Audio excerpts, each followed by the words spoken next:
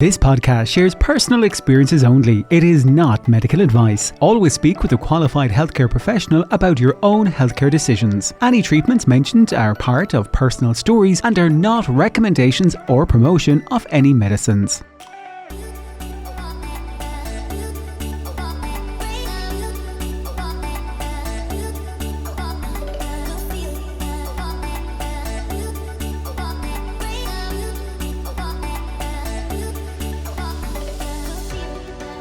And you are very welcome back. Now, this week we have, we think it is actually our first person that has come back for a second time on to the podcast. Has been invited back. Nikki Coughlan. We're so delighted to have you, Nikki. You're very welcome back.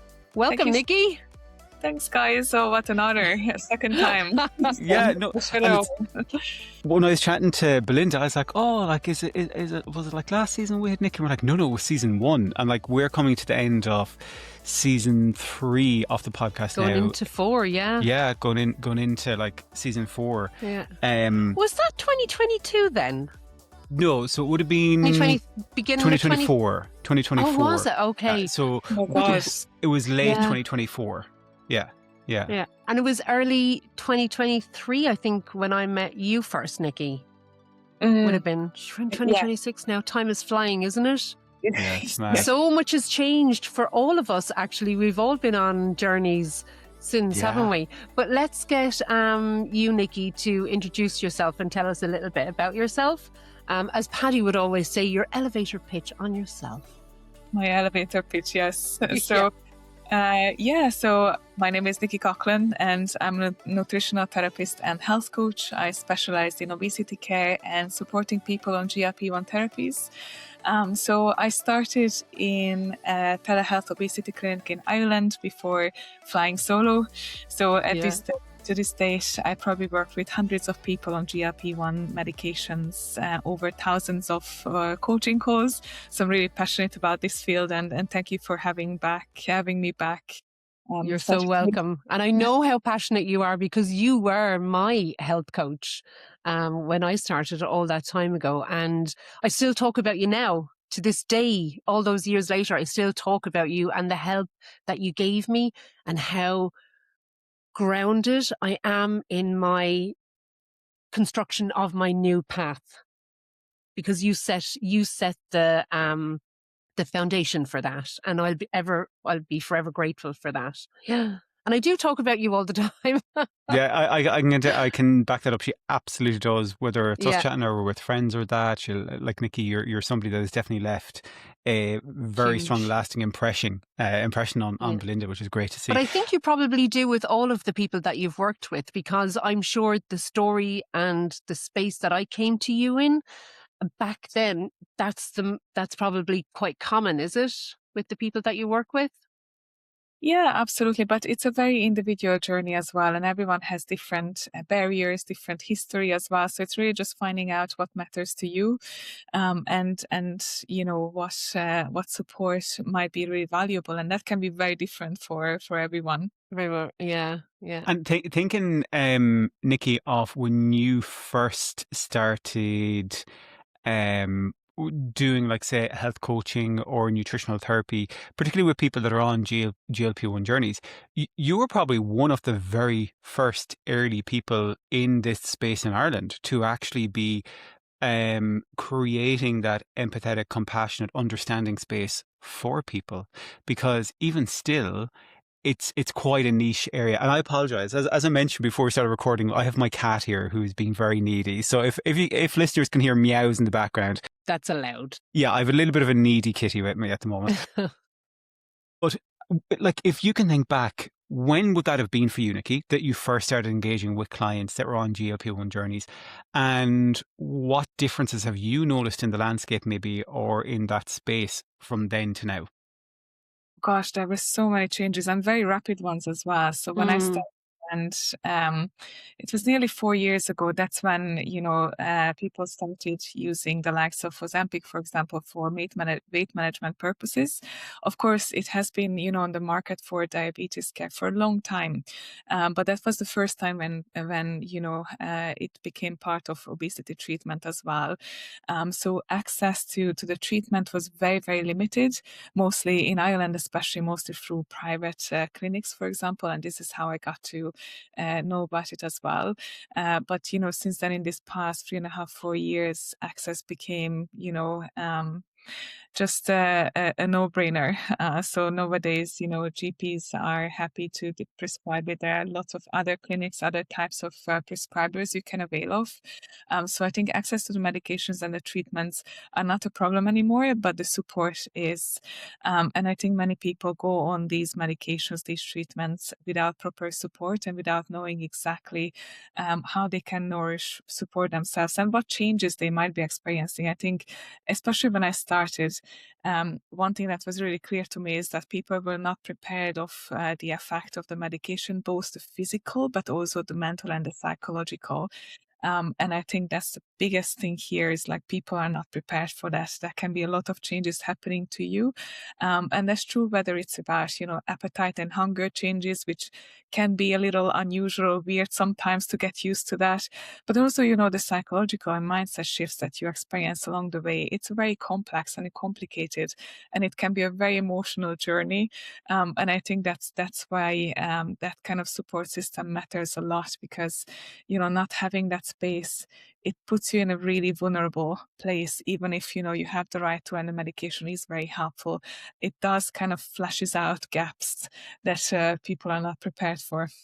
Yeah. And is there any maybe beliefs or understandings that you had when you were starting out as a coach that maybe has changed along the way? And the reason I ask that is, like, some of the things that I would, I was kidding, some of the things I would have believed and held as true and stuff like that when I first qualified as a personal trainer back in 2011, I would think very differently about now with, I guess, a broader view of the world and people and stuff like that. Have you seen much change in your own thoughts or understandings of the GLP-1 journey or people on them, I guess, from when you first started to now? Mm. Oh God, this is a really good question. And of course, when I started out in this space, I had no idea what to expect. I think the biggest change is to, understand what this medication exactly do with your biology and how it might resonate, on your behaviors on a day-to-day basis. So again, it can be a very, very emotional, very complex journey as well when someone gets started on the medication. And it can also change, the capacity of doing things. So, for example, energy fluctuations might be really normal when you get started on the medication. And along the way, you might feel fatigued. You might be, one day super nauseous, the other day super energetic. There can be a lot of things, to get accustomed to. So your capacity of doing things, even with the best intention, might not be the same from day to day. So no, you can have, the perfect goals, the perfect plan carved out. But if if your biology one day doesn't really support this perfect intention, then we, need to have a backup plan. We need to count with that, so you don't feel like it's your fault or you're failing at something, because it's simply about, making sure that whatever goal you have in mind, it adapts to, your capacity. Changing. And Yeah. that can change from day to day. And that is probably the most common hurdle that people come up against day after day after day.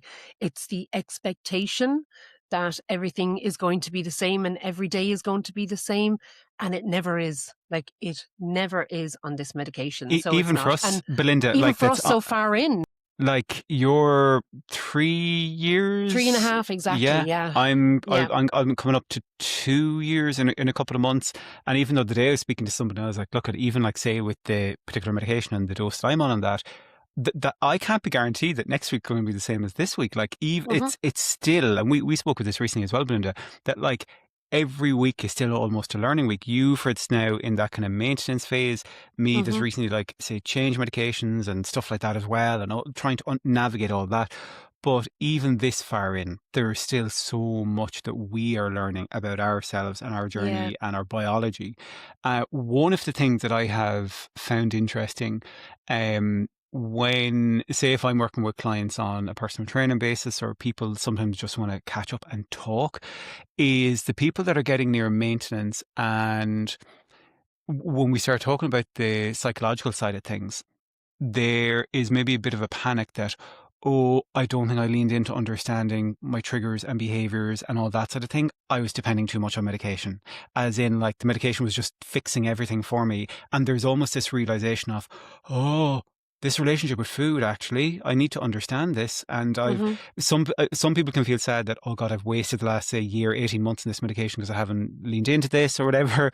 But I think that's one of the things that I would love everyone to have support with from the get-go, is that, do you know what, when the time is ready in the few months, in those early stages, yes, you're adapting to a new medication, but there is that psychological side, which is so Hmm. important, so Yeah. important. Like Paddy was saying, like they've gotten this far and they're now at maintenance and they're thinking, oh my God, I should have done a little bit more work and stuff. So what kind of work would you think that people should be doing for themselves to enable themselves to, live a normal, happy life with this?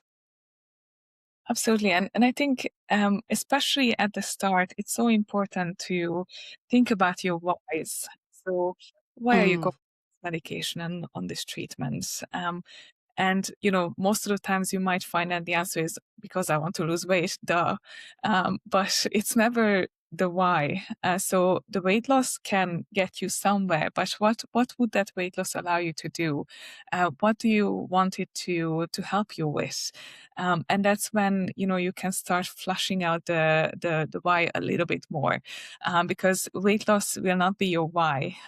Your why will be, perhaps getting your energy back, or creating a healthier relationship with food, or maybe being able to be more mobile, or age well, or age stronger, or feeling like yourself again. There are a lot of different whys you can find along the way, but just think about what that weight loss will unlock for you, and how does that version of your health look like.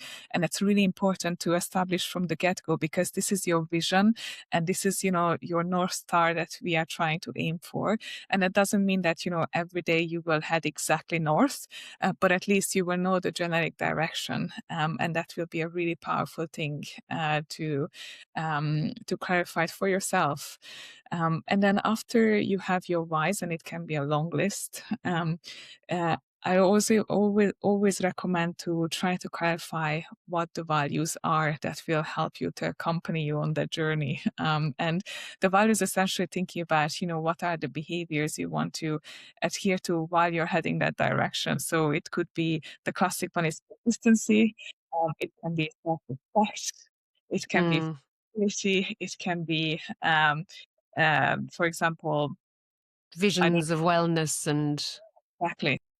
So yeah, those values will be really important as well along the way. You will not use them every day, but you will get back to those values when things are really hard and challenging. yeah. So, what was helpful for you to at the start? What would you recommend? It's interesting you talk about the values, because that was something that I hadn't done before, but that I did spend time with, in terms of trying to understand what are the values that I would hope others see in me. And then it's like, okay, well, how do I apply those values to myself is well. And what I mean by that is, like, I would hope that my friends would think that I'm dependable, that I'm reliable, that I'm honest if you ask me something, that, that kind of stuff. And it's like, okay, well then, but also, how am I showing up then as being dependable for myself? How am I being loyal to myself? And that was definitely a mindset shift, to think about those values that Mm, I'd like to hope I demonstrate for other people, and how I demonstrate them for myself. So I think that was definitely one.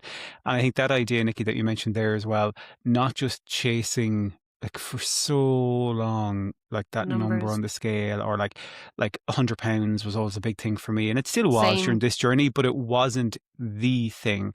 And it was probably one of the first times for me that I shifted the why, to being help first, as opposed to a number. Yeah.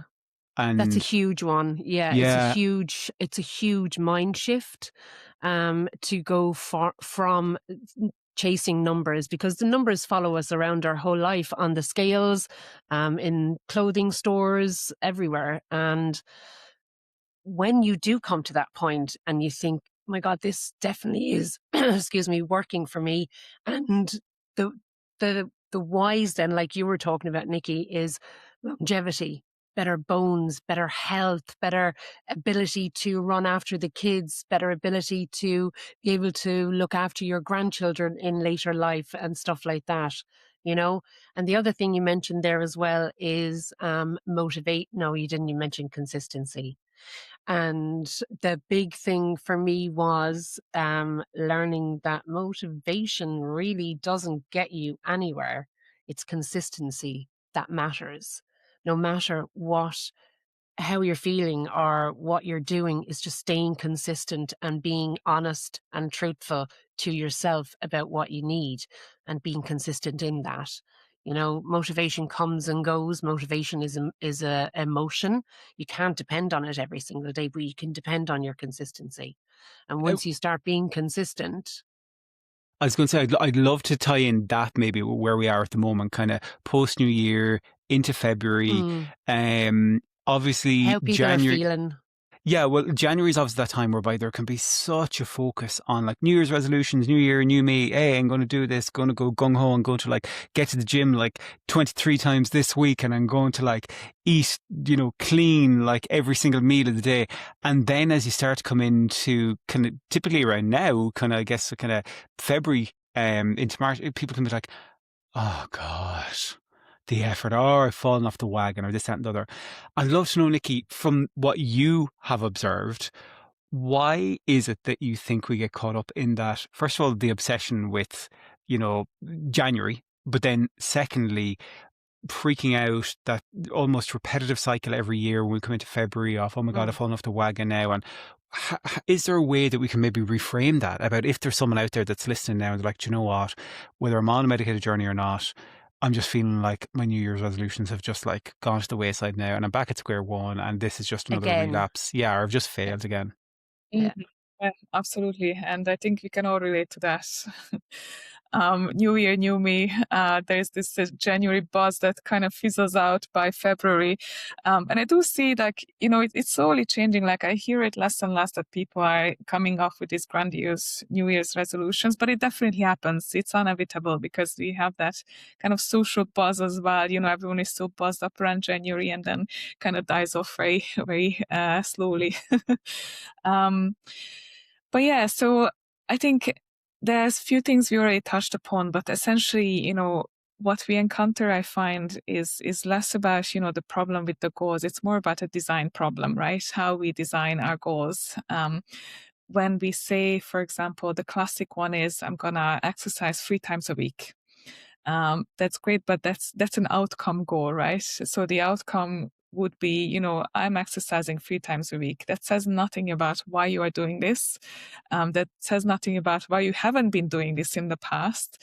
And that says, nothing about what are those habits that you actually need in place in order to exercise 3 times a week. So, what are the systems that you need to put in place? So we come up with the outcome goals very easily, which is outcome can be, losing 10 pounds or training 3 times or quitting sugar altogether. There are a lot of different things that can happen. But yeah, it just doesn't say a lot about, why and how we can do that. And this is when we run into the design problems then, because as soon as we don't exercise then 3 times a week, we feel like, okay, well, I fall off the wagon, doesn't matter anymore, just screw this, I don't care. And very often, when we design these kind of outcome goals, like training 3 times, we base it on a perfect week scenario, a perfect day scenario when life is calm, kids are okay, we feel fine, we add up, we add onto these life stressors, then everything falls, everything kind of disappears or collapses. And then not to mention, then when you go on a GLP-1 medication, then you might feel a little bit fatigued some days or your energy will fluctuate. So that kind of adds up, adds on different layer of complexity on top. So I think this is where we start failing from the get-go when it comes to establishing goals. But this is not, something that's a personality problem. The fact that we can't adhere to these goals, it's not about us failing. It's just about, designing it in a wrong way. So Yeah. we can take a concrete example, like, for example, training 3 times a week.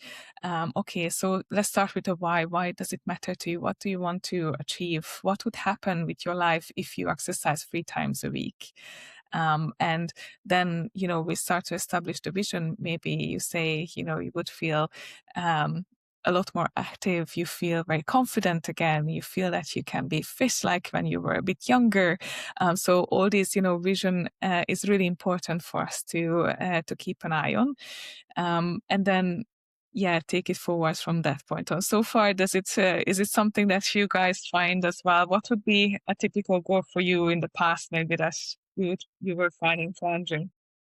Well, previous, I suppose, to being on this medication, my whole life was a cycle of failures and feeling like I was failing at everything every single time that it had anything to do with movement, exercise, food, diets. You know, it was a constant cycle of the 4 R's, I like to call them: restrict, regain, relapse, repeat.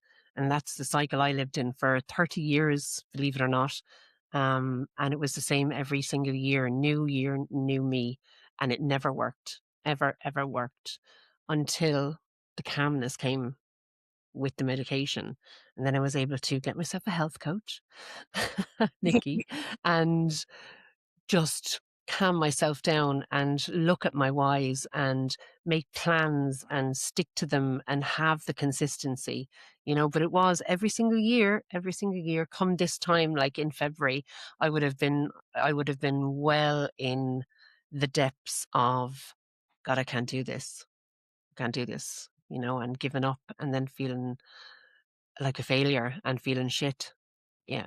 And that's just how it was. Yeah. You, Patty? Yeah, I think for me, obviously, the past was always like chasing a number. Always was chasing a number for the sake of chasing a number because I felt under pressure that, having lost weight once significantly before like 15 years ago, whenever it was, and as I regained it after that, I've always felt the pressure of I need to lose this because it's an expectation other people have of me, or because other people see me as a failure for having regained. That's why I need to lose this weight, and that was nearly always the driver for me. And always the thing that was impacting even like mentally in terms of things like, oh, mum wants to go into town, and I've touched on this before, but I'll go into town, but I can't get out of the car in case I meet somebody that I know, and then they'll judge me and think, oh, well, he's a failure. He couldn't do it. If he can't do it, sure, how are we meant to do it? Like, I mean, the narrative that I would have built up in my head. And this time round is the first time where it's like, this isn't, as much as I share stuff online, none of what I'm doing is for other people, if you get me. I will share insights to my thing because it suits me to share it when I share it, as opposed to feeling under pressure to do something. But I think the biggest change was definitely that, looking at what's the quality of life things? What are those kind of day-to-day things that are important to me? Like you touched on there, Belinda, longevity. Like that was one of the main driving goals for me was, my God, if I don't have changes in my life, then literally my life expectancy could be 10, 12, 15 years less than what it could be. And I don't want that to be the case. I don't want, being buried before I need to be, if there's things that are controllable by me. And then I guess there's been other things then along the way, like, for example, being comfortable if somebody wants to take a picture, things like that, that for me are actually important because I would absolutely hate when a camera comes out before, like, and it would make my skin crawl when somebody would go to take a picture. Whereas now I'm like, yeah, right, come on. Let's get that photo.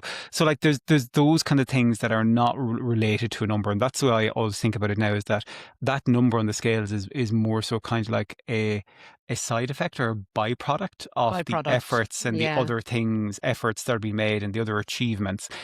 it's never going to tell the story of the Paddy, other things. can I just ask you a quick question? You just touched on it there, like your life expectancy when you were walking around over 100 pounds heavy or whatever, and you think about your life expectancy now and your longevity. But when you were, say, at the height of your weight and in the depths of the despair of, all of it, were you thinking then about your longevity or your trajectory of life, or was it only when you felt better that you kind of reflected back then? No, I think it was, so when I was heavier, I didn't think about it as much. Definitely, Mm, it wasn't a daily thought for me, absolutely not. And I mm, think what it was, when we had gotten married and had our honeymoon and all that kind of stuff, when I came back and looked at the photos, and the photos made me really unhappy. And I was like, okay, why am I feeling this? What's the other tangible things of the impact of how I currently am in life? And when I started kind of exploring those, I had never really taken the time before to understand the longevity impact of my weight. So I haven't. And I'd never had that conversation with somebody. And it is was, that because you've never had the headspace, the calmness to be able to do that? this was before medication. This was not like, this was well Right. before Yes, that. yes, yes. So Sorry. Yeah. no, this for me, I think would have been probably, I won't say rock bottom, because mentally, I think I probably was in a place that I did have some clarity, because like I was thinking straight in terms of, I this should not be my route in life. I should be able to control something here, but I can't do it by myself. I need support, Yeah. and Yeah. I need proper support, not like standing in a swimming room, or not going Ah, yeah. on like an app, or not this. I need people that know more about this than me. And that was probably the first time in my life where I felt I had that clarity, and that maybe strength to do that, and to Mm, feel that I wasn't a failure for feeling like I needed that help. mm. Yeah. That's interesting. But I think one of the things we've touched on there a little bit, like about sometimes the pressure we can put on for that consistency, and consistency can look different, Nikki. Like, whilst it's important, sometimes people, when they're not consistent with something, they will then feel like a failure. Like, as you say there, with like the gym, Mm, or with food, or with bits and pieces like that. Um, and I think sometimes it's because people will link consistency to perfection. Mhm. And they will think, oh, to be perfect, I need to be consistent at all these other things. When in reality, perfection isn't what we're chasing in any of these kind of, I guess, habits or things like that. How do we break away, do you think, that kind of headspace of needing to be perfect with things? Yeah, the all or perfect nothing. and all or nothing is very, very classic. And Mm, it's also somewhat a learned behavior. It's not something we are born with, but because of a lot of programs, diets, all the stuff that you have might become before, it's very easy for us to learn that kind of pattern that we need to aim for the perfect routine with the perfect mm, consistency, and everything else is just not good enough. And I think again, if we come back to where we want to get in our goals as well, in order for us to get to any kind of goal, we need to think about what are those habits that we can put in place that support us to get there, and that will be based on repeatable actions. So things we can consistently repeat every day, or every few days, or every week. So if we want to break that cycle of perfectionism, we have to think about, what are the barriers that we encounter, and have a very honest conversation with ourselves around that. So what are the things that usually prevent us from achieve or going to the gym for three times a week, for example? What are the barriers? Why it didn't happen in the past? So actually writing out and listing down the barriers that come up can be really insightful, and be really honest about it. So it could be around, maybe the kids' schedule, throw things out from time to time. So we need to count for that. Maybe it can be, we just really don't feel like it. That can be a barrier. That's fine to write down. It can be a low energy day, or maybe the gym is really far and the traffic is a nightmare. Or maybe we just simply hate the gym. So, then, it immediately flashes out the main problem with our goals if we want to train three times a week. yeah. Being honest and listing down the barriers can be really insightful, because, realistically, we can't white knuckle ourselves into just changing our personality completely to be okay with train 3 times a week if we have all these barriers that will come up along the way. So that's the first thing. We establish, why we want that goal. So why do we want to train 3 times a week? What's the vision behind it? Now we know, what are the barriers that will come up. And once you have the barriers, we can prepare for them. So listing out exactly, what are our plans for those scenarios that will come up, that can be really practical and really empowering, because there is a pattern, there's predictability in these barriers, and you can absolutely create strategies for them. So think about it as a minimum effective version of whatever comes up. So for example, if that can be, if you decided that you train 3 times a week, let's say Monday, Wednesday, Friday is your peak dates, that's a very, very common goal. Then maybe on Mondays, the kid is sick. So, okay, Mm. so I'm prepared for that, because that's one of the barriers that comes up very often. So what's my backup here? What's the minimum version that is okay with me? What can I do?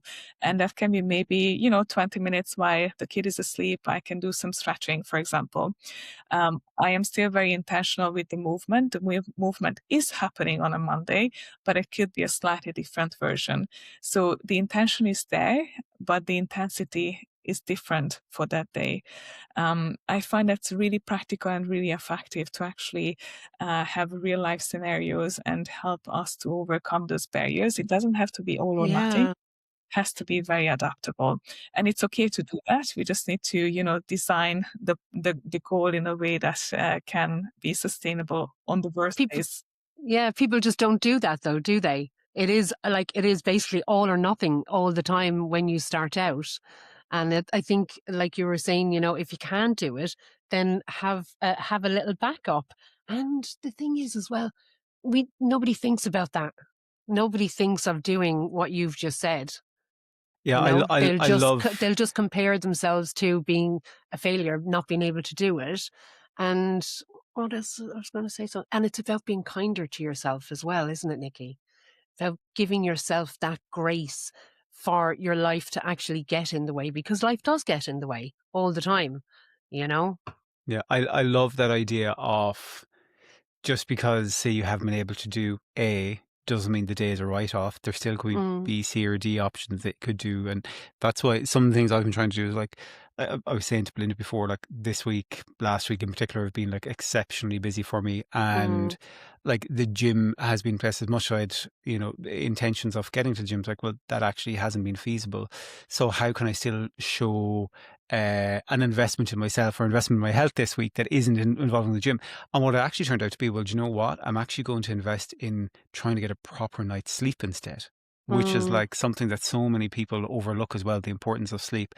And like that has been invaluable then, because then that's given me more energy. So it's, in one sense, it's almost the complete opposite of going and like doing my workout. Yeah, isn't But that yet funny? Yeah. the rewards from it have been massive, and the energy levels that I've gotten, all that. So I love that idea of looking at what is it, or a lot of people have, say, invested in, like, say, walking pads or treadmills and stuff like that at the moment as well. Like, they're all over like TikTok shop and bits and places like that. So maybe instead of thinking, oh, well, I didn't get out and do my 5K today, or I didn't get to do this, or didn't get to do the park run, didn't get to do others, like, well, but you know what? I got 10 minutes on the walking pad instead, Yeah. or something like that. Yeah, Yeah. which is great. Do, where do you think, or is there value in looking at our previous efforts and why things didn't work? Or is it a draw a line under it and move on? Because you'll hear different approaches from different people, whereby people might see previous attempts or previous failures, that they might call them, that things didn't work. Do you think, is there insights from that, Nikki, that we should reflect on? Do you think, is it a case of just focusing on the future, or yeah, what can we try to learn from our past efforts? Absolutely. I think it's really important that we have a look at what didn't work, and Why? and also what did work. So, for example, I say the same for the previous diets. For example, you might have been on maybe all of them under the sun, but for example, each of these diets might have had some components that actually really clicked with you and worked well. Just because, the diet overall, was absolutely too restrictive and a nightmare, like most of the diets are.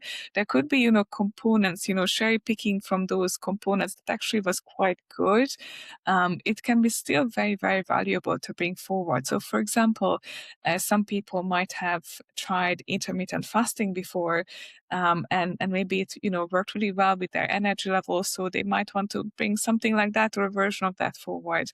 Or perhaps some people might find that having a little bit higher fat in their diet might be more supportive for them, for their biology. So that we can absolutely cherry pick from things that have been working for us, or same with practical things like batch cooking or whatever. Um, and same goes for the exercise or the activity as well. So really having a look at those barriers, things that prevented us from being consistent in the past, because those exact same things very likely will come up again. And that's why it's so important to be honest and be okay with having a look at, why something didn't work. Because all it is information. If something Mm. out, even if your plans in January didn't work out, that's just information. That's a data point. So let's have a look at what that information is trying to say, to tell us, and work out a different way of structuring a plan, designing a plan a bit more with a bit more insight. Yeah, I'm a That's fab. huge, Yeah. huge fan of data, like in terms of the journey over the last 18 months for me. Like, I won't say I'm obsessed over it because it's not something that dramatic, but I do love having different things. I can look at like, okay, well, is my measurements, is my DEXA scan, is it, Paddy has a spreadsheet on everything. Everything. I have lots of spreadsheets. I Yeah. do. Yeah. So impressive. Yeah. And Nikki, if we think about then, say, particularly people that are on a weight loss treatment, and whether people think that they're starting, or there are some people at that stage that are restarting, that's almost like myself, having just moved medication back to one I was on before from Wegovy to Manjaro. What do you think, what tips do you think are helpful for people to consider when they're starting maybe out, that maybe you think people don't think about? I know we touched on some of this at the start, like in terms of maybe the psychological side or stuff like that. But if somebody's sitting there and they're like, oh, do I just take this medication once a week and that's it? Or is there maybe a more foundational framework maybe that you would recommend people try to put in place? Mm. Yeah, that's a really good question. So first of all, I think the more information you have, the better, but you have to be very selective because there's so much noise out there that it will be really important to try to narrow down your focus, and don't expose yourself to too much out there, because I think that's one of the barriers. People get lost in information, right? And information is very powerful, knowledge is very powerful, but you have to be very selective. So try to not listen to everyone, but just, know and trust, the credible people, clinicians and people you can trust, that you can get the information from, and try to quiet down everything else because there will be just too much out there. So Yeah. that's one of, Especially with social media as well. yeah. Absolutely. And I think I do see that coming up more and more often. People are, there is a lot of journeys out there that you can follow. But I don't think the more is merrier. I think you just need to, follow maybe a handful that you really trust, and Yeah. try to done everything else, because inevitably you will compare yourself with others, and it's really unhelpful. So you have to carve out that space for yourself. And that's the second thing. Following some people on the socials can be really informative, really helpful. But at the same time, that also is not your space, right? It's something that you witness, but it's not something that you can freely, Copy. hold for yourself and copy for yourself. So um, creating that space yourself, giving yourself permission to, invest in a little bit more support around you, especially at the start, it pays off, because whatever happens at the beginning of your journey, it will likely define, the first few months. And that can be either, quite miserable or not ideal and full of disappointments that you didn't expect to happen. Or it can be something that, prepares you extremely well for what's coming, making sure that you actually feel really well. You actually overcome one of the very common challenges everything from side effects to energy level to, all those mindset shifts. So it really does matter how you set yourself up at the very start. So narrow down your focus, invest if you can in a solid support system, and that can include, habit change, behavior support, but also nutrition side as well. Very commonly, if you start on the GLP-1s, nutrition is not something that, you are very mindful of very often, or maybe, you miss the mark, you just think, or you feel like not eating, so you just don't eat. And that's really not the goal either. So again, setting yourself up, nutritionally speaking, is also really important. Finding those tweaks that really helps to maintain your energy and your health, super, super crucial. So I think these are really important. And of course, because of our all or nothing mindset, one other thing that I see very commonly occurring is that people have all the right intentions. So they will, go on the therapies, but then at the same time, they do a complete change in their diet, and they want to have the perfect exercise routine as well. Everything at the same time, on the same week, right from the get-go. Let's do it. That's my year. And I think that's also commonly what's happening. And again, there's nothing wrong with that. It's a learned kind of pattern. We just want everything at the same time. But if you can, it's really important to allow yourself to get used to the medication, because it will bring changes and you will feel those changes, and this can be a little bit uncomfortable at the start. Yeah. Yeah. Allow yourself. Nothing will happen if you take a bit of time to just, Relax into it. system and relax into it. Yeah. And center yourself. And center yourself. Exactly. Yeah. Yeah, I think that I was going to say, we talk about like the social media stuff an awful lot because it's such a recurring theme in so many aspects of the journeys that we've been on. Social media and comparison, they just go hand in hand, don't they? And it's so hard not to get sucked into that. Yeah. Because you may not have all of the answers to the questions that you have. You automatically go to social media and you scroll and you scroll and you scroll. But you're not going to find out anything that's relative to you. Because every single person's biology is different. Every single person's starting point is different. And this medication affects every single person differently. So you're not going to get the answers that you want on social media, in comments, in threads, or, just from randoms. Like, I think even that's an interesting thing, because like anytime I try and talk about my journey, I will always try to remember to emphasize, look, I'm very aware I lost my weight quickly, but this absolutely is not the norm, and is not something that you should be holding as the standard for yourself when you're on this journey. That it's not like that. It's, as you say, Belinda, it's so unique to each person. And it kills me that when I see people on social media almost using it like a marketing tactic for their page or profile, like, oh, I'm somehow better because I've lost this weight so quickly, blah, blah, blah, blah. I hate that. But what that can kind of tie into is, for when we're starting out sometimes, or even on the journey a while, we can still be in that diet mindset. And think of this as a diet mentality, Nikki. And I'd love, like, is there any guidance or words of wisdom? That's hard part of the journey. Yeah. If somebody is there and they're still in that diet mindset and they're thinking of this medicated journey as a diet mindset as opposed to what it is, how can we help maybe people think about it differently?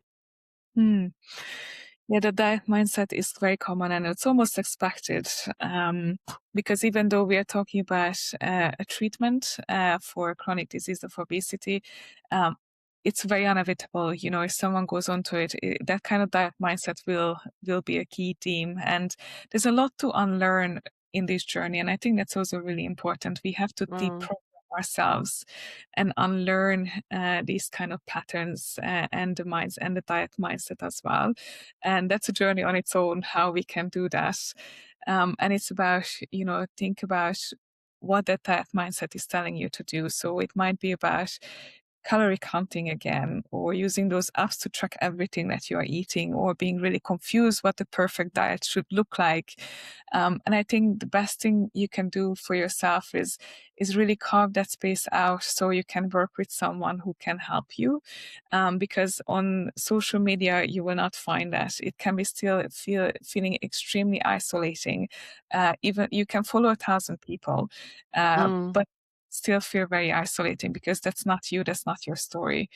So I think investing a little bit in that support at the start, to be able to talk these things out with someone can make such a difference. Having that space for yourself.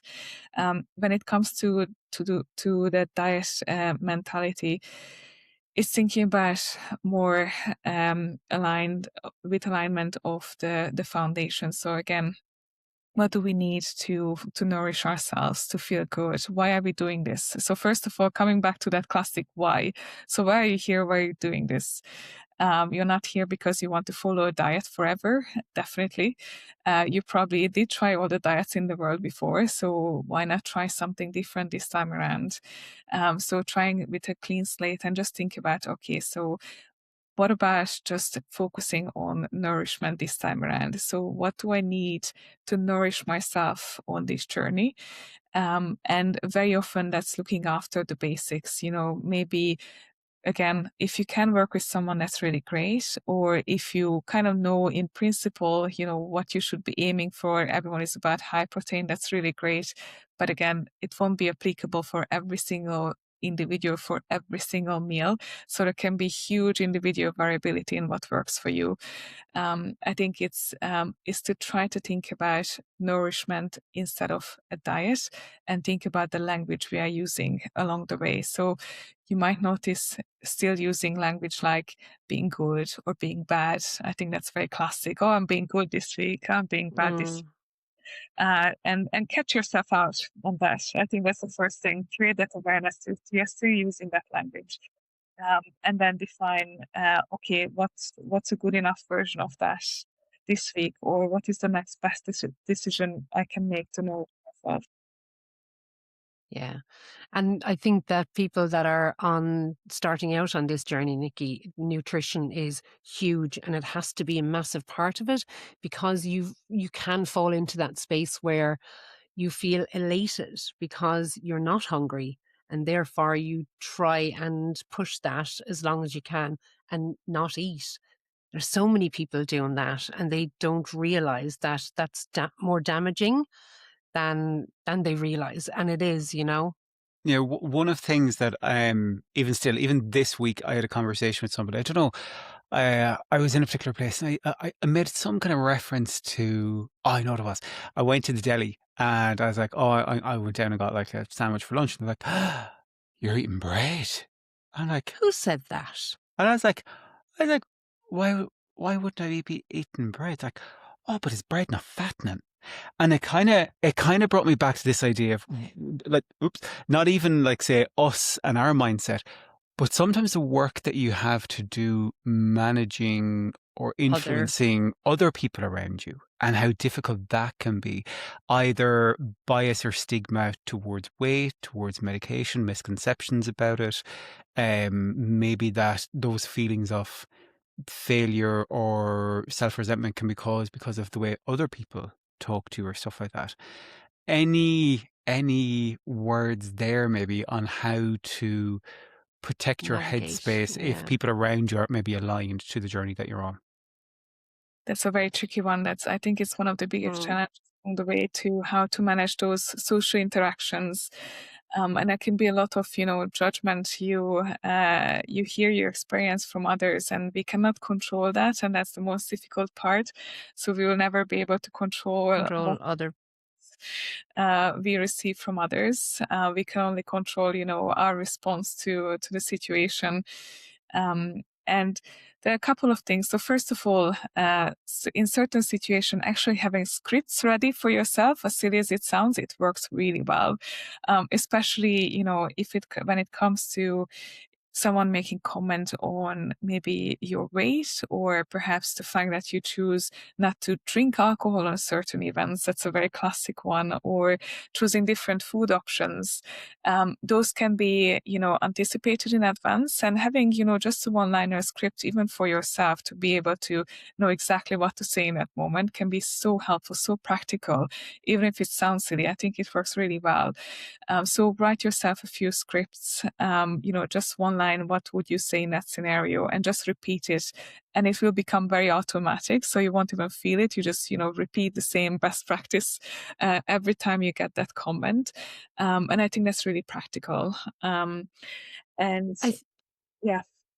I think as well that sometimes it's good for us to remember that if those judgments are coming from other people and those comments are, sometimes people are doing that because what you're doing makes them uncomfortable, and it kind of holds up a mirror to them, and they kind of get defensive. And that's what happens then. That's really common, I find, with just even talking to the girls in my subscription group.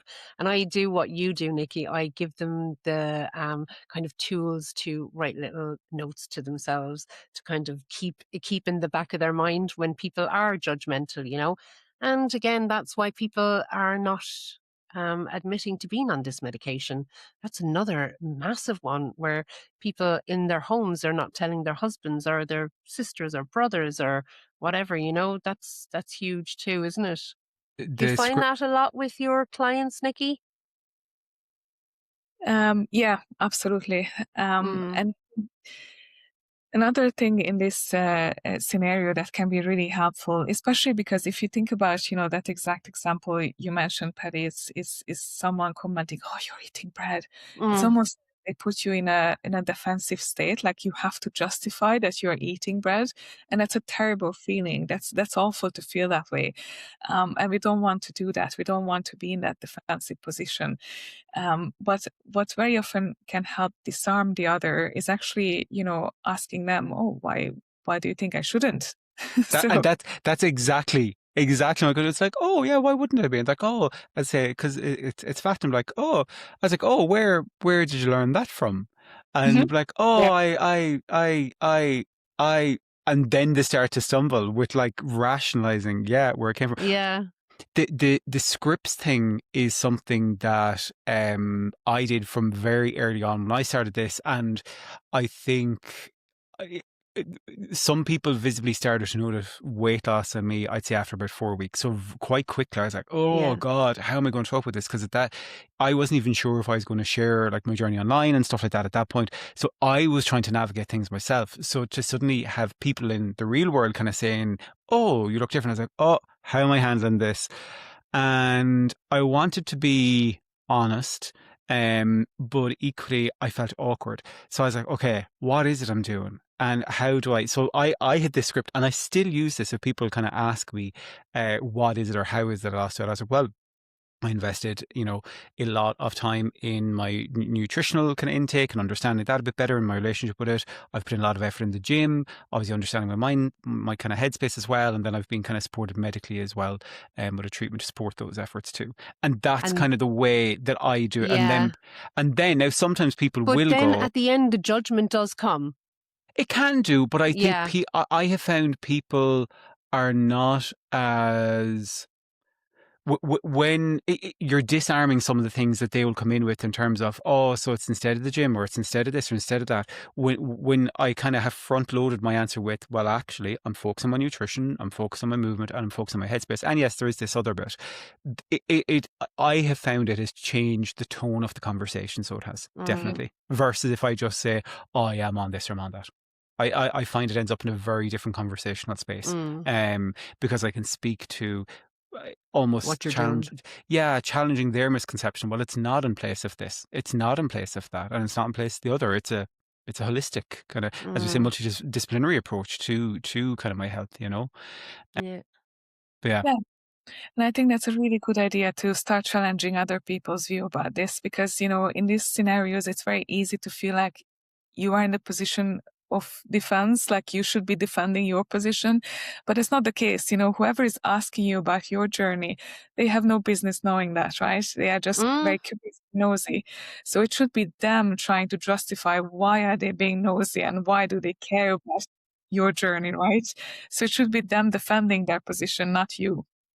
Yeah, and answering you. Why? I Like love why? that. And I That's think fab. particularly in Ireland, we're so nosy. Nosy. Like Outwardly.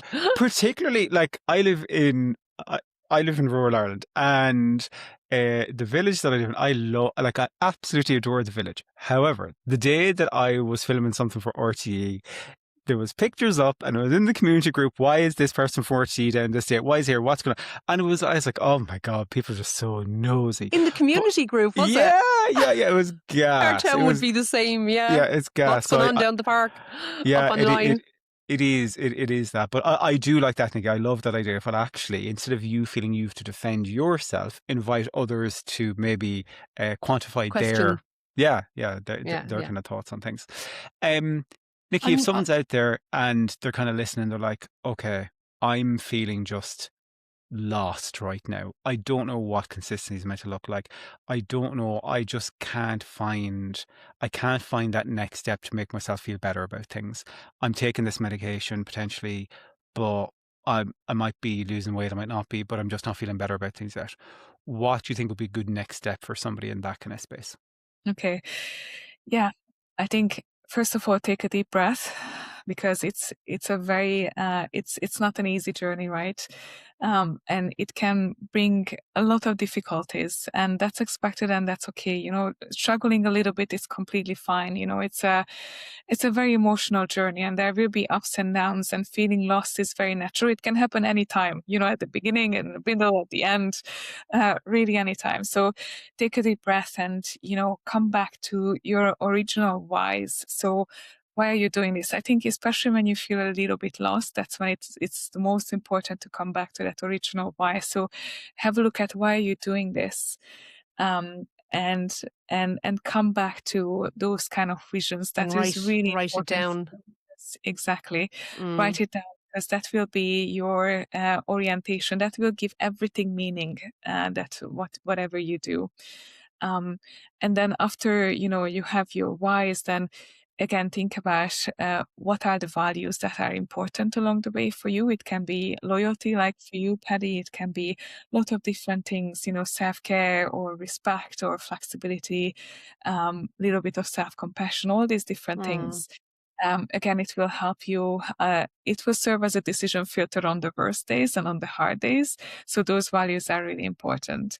And then think about, okay, what is the smallest step I can take that aligns with my values?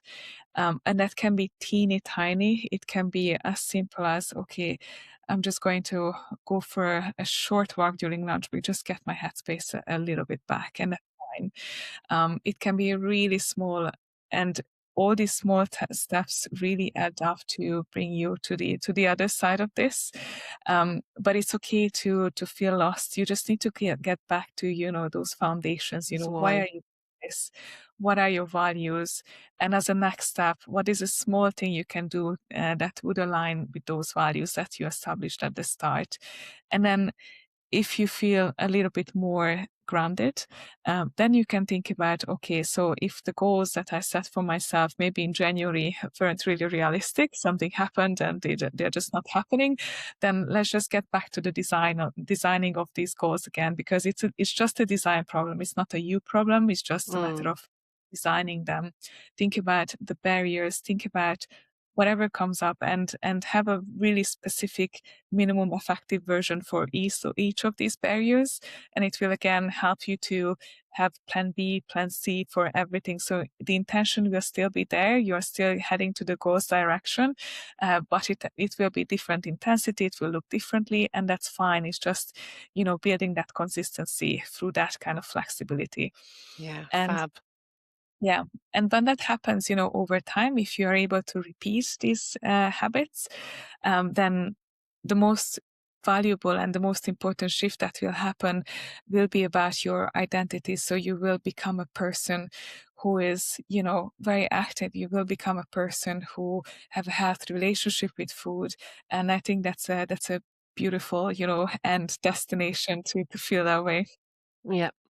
And I think Brilliant. the other thing that I was thinking of as you were talking there is sometimes maybe a best next step might be if you're feeling really lost and you're like, oh, I just don't know, is reaching out to somebody like a coach or, Like yourself. Yeah. yeah, having a conversation with somebody else that can maybe help to either help with terminology or help with decluttering the mind or with like I will usually, like, I work as a people manager, I work in HR, all that kind of stuff, so a lot of the time in my day job we're like, okay, let's break this down, let's think about this rationally, or let's think of this logically, or let's try and declutter some of the worries or stuff like that that people might have in situations. And if you're in a space where you can't feel like you can do that yourself, get maybe your support network could be, do you know what, I'm going to get a session with some people, I'm going to like reach out to, as I say, like a coach or maybe a therapist or whatever the case might be, depending on what it is you're working through, and they can be your cheerleader to try and help you kind of navigate some of that, I think. um and with that, Nikki, I'd love to know that you are on social media. Tell us a bit about then, I guess, the business side then of what you do as well, because obviously we've spoken about. I think it's clear from what we've spoken about. You have so many ideas, techniques, little things in your toolbox that you can help equip people with as they're navigating various parts of their journey. Um, what does that look like in terms of then a client coming to you and working with you?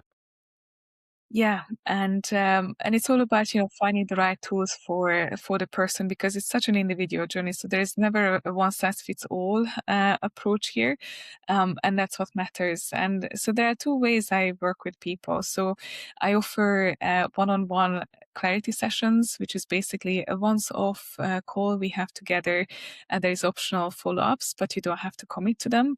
But the idea here is to provide, access to something that can really help you, even if it's just a one session thing. Because very often when you look at this space out there, you usually have to commit to either programs or phases or whatever. And that's sometimes very intimidating. So I wanted to make sure that, I carve out space for anyone, even if, you don't feel ready or you feel uncomfortable committing to a longer term thing. Even a once off session can make a huge difference. So that's one way we can work together. Simple session, we can focus on whatever matters to you at that moment. So it can be just around nutrition, it can be around maintenance, it can be around starting out well, think about what you want to consider on a GLP-1 journey.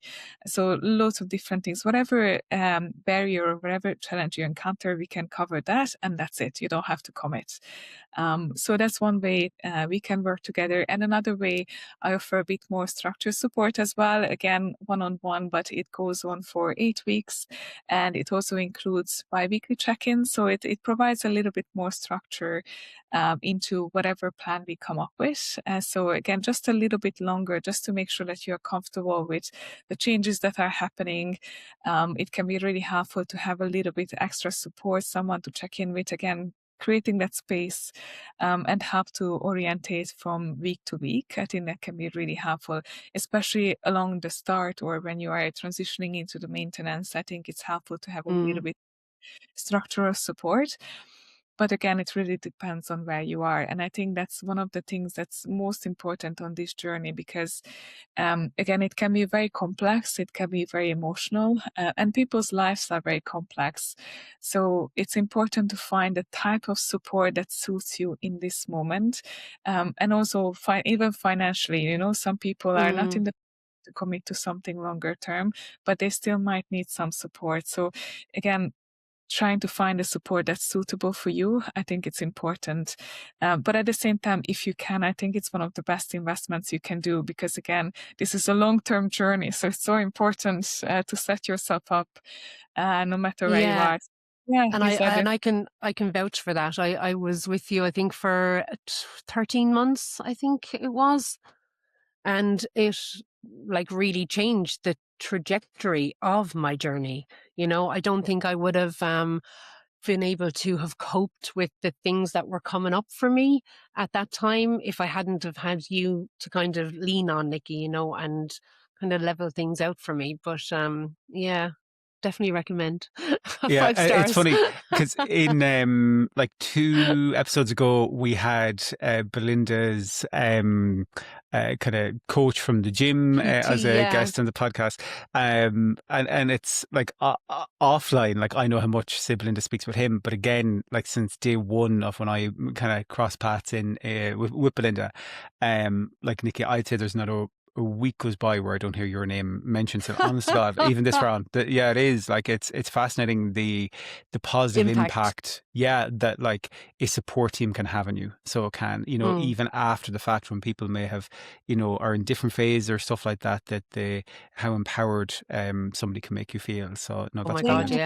Yeah. And Nikki, where can people find you then if they would like to get in touch and have a chat with you? Yeah, so my website is glp1coach.ie, and I have an Instagram as well, which is glp1 coach Nikki with 2 Ks. Perfect.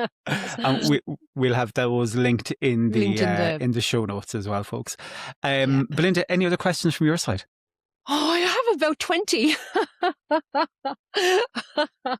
But I just did want to say thank you for all of your help over that year, and thanks for coming on again for the second time, Nikki. And I have a feeling it's probably not going to be your last.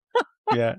No, and Nikki, it's great watching your journey as well. Like I think when people kind of move to a place of kind of that independence where they're doing things for themselves and kind of working with people and that, and there's almost that freedom of, okay, I can, set up my business or my offering the way that I want to as well. It's really exciting. So, very best luck with that side of things as well. And all the luck in the world. Yeah, it's brilliant. You deserve it. But Nikki, thank you so much for joining us. Thanks so much. I know other people that have crossed paths with you as well. Even recently, someone that you used to work with that's in a different phase of their life now as well, and they still talk about you as well. So they do. When I was chatting to Isn't them, that amazing? How does that make you feel, Nikki? How does that make you feel?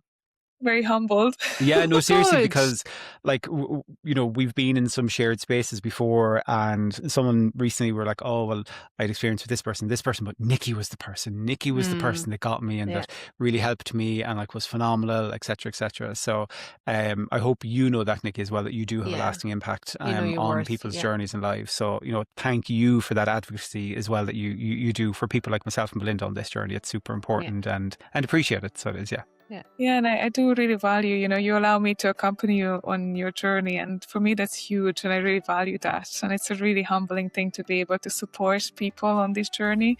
Really rewarding. So thank you guys as well. And thank you for what you are doing. I know that, you are a point of encouragement for everyone. And I think it's so important. And I'm really glad to see how well the podcast is doing. I listen to it as well every week. Thank you.